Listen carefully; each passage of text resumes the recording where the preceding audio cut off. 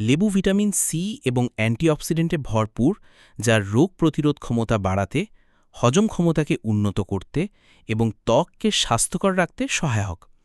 এটি ওজন কমাতে, হৃদরোগের ঝুঁকি কমাতে এবং কিডনিতে পাথর হওয়া প্রতিরোধ করতেও সাহায্য করে।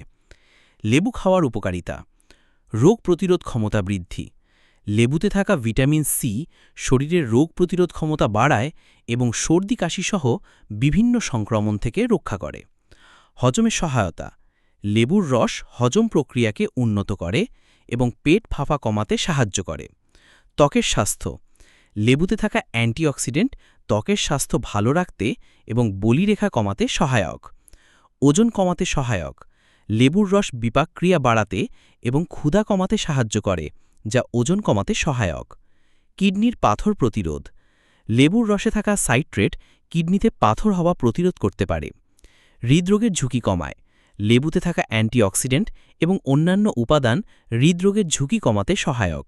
লেবুর রস পানের সতর্কতা: খালি পেটে বেশি পরিমাণে লেবুর রস পান করলে অ্যাসিডিটি হতে পারে। অতিরিক্ত লেবুর রস দাঁতের এনামেল ক্ষয় করতে পারে।